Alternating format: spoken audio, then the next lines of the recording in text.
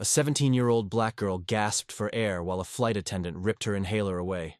Calling it street drugs, cameras rolled, passengers watched, no one helped.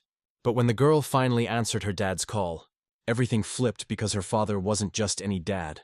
He was the man who ran the airline. Within minutes, the crew's arrogance turned into panic. The flight turned into a live scandal, and the world witnessed what happens when you mess with the wrong black child at 30,000 FT. Delta Flight 338 hadn't even left the gate when chaos erupted in first class. "Ma'am, this isn't medication. You can't bring drugs on board," barked flight attendant Karen Decker, snatching a small blue inhaler from the trembling hands of Imani Rivers. A 17-year-old black girl seated in 2A, the luxurious leather seats, the expensive lighting, the neatly dressed passengers all froze. Imi clutched her chest. Her breathing was shallow, lips trembling. "Please, I need that," she gasped. Karen held the inhaler high like it was a weapon. "Next you'll tell me this candy is chemo." "I'm not stupid." Some passengers looked away. Others pulled out their phones. Imani's medical ID bracelet shimmered under the cabin lights as she reached for her inhaler. "Fake jewelry?" Karen snapped. "I've seen that act before." Imani's chest rose and fell faster. Her ponytail clung to her sweat-soaked neck, but she said nothing. She couldn't. "You don't look like someone who belongs in first class," Karen sneered. "Where's your dealer?" In row 10, influencer Ela Brooks hit the live button. "Y'all," she whispered. "Delta Flight 338 is about to go viral." Imani's voice cracked. "I'm flying alone to my grandma's funeral. I have severe asthma." Karen cut her off. "Save the Sabi story. You've got 10 minutes till departure. Either that goes in the trash or you go." Phones were now fully up. Passengers leaned over aisles. Everyone watching, no one helping. Imani's phone buzzed again. Dad calling, but she couldn't answer. Her fingers shook. Her vision blurred. Her chest screamed for air. Karen didn't budge. "You people always got excuses," Imani's voice rasped. "You have no idea who you're messing with," Karen laughed. "Sure. I'm sure your lawyer daddy will sue Delta."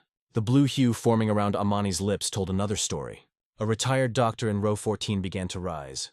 "Sit down," Karen barked. "This is a crew issue." "That girl is in distress," the doctor warned. "She needs her inhaler now." Karen ignored him just then. Delta Flight Supervisor Michelle Ramos stepped on. "What's going on?" "Passenger tried to bring narcotics," Karen stated smugly. "Claims it's medicine?" Classic manipulation. Michelle looked at Imani, sweating, wheezing, nearly collapsing in her seat. Her instincts screamed something was wrong. Karen's voice lowered, but not her arrogance. "I've been doing this 13 years. I know a faker when I see one." Meanwhile, Layla's livestream ticked past 200,000 viewers. Let Men Breathe began to trend.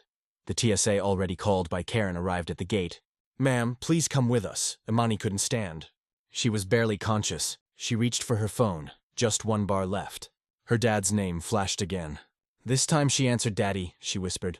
They took it," her voice cracked. Her hands trembled, but on the other end, the voice that responded was calm, commanding, and deadly serious. "Put me on speaker, baby." Imani pressed the button. The voice that filled the cabin made the blood drain from Karen's face. "This is Captain Elijah Rivers, Chief of Flight Operations. Delta Airlines, to whom am I speaking?" Karen froze. Everyone else blinked. "This is Karen Decker, flight crew. Employee 6110, sir. I was just—" "You're denying my daughter life-saving medication on a recorded flight. You're violating federal law, Delta policy, and basic decency. Return her inhaler now." The TSA agent stepped back. Michelle's jaw dropped. Karen's confidence collapsed. I didn't know. You didn't ask," he cut in. "You profiled a young black girl in distress and nearly killed her." Imani was handed her inhaler. She took a deep breath. Her color returned, but the damage had been done. "I'll be there in 8 minutes, Captain Rivers said. "I'm at Terminal B, Gate 12. My flight landed 15 minutes ago." Phones exploded. "Viewers 700,000 and climbing." 8 minutes later, the cabin door opened. In walked Captain Elijah Rivers, towering in full Delta uniform, steel-eyed, every step echoing like thunder. He turned to Karen.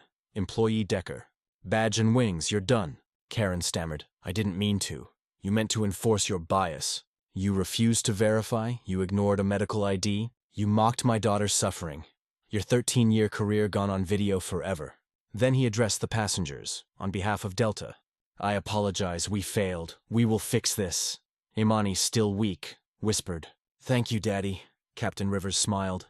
"You showed more strength than any adult here." The passengers applauded not just for Imani's survival, but for truth, justice, and accountability at 30,000 FT. If this story hit you like turbulence, smash that like button right now. Tell us in the comments where you're watching from.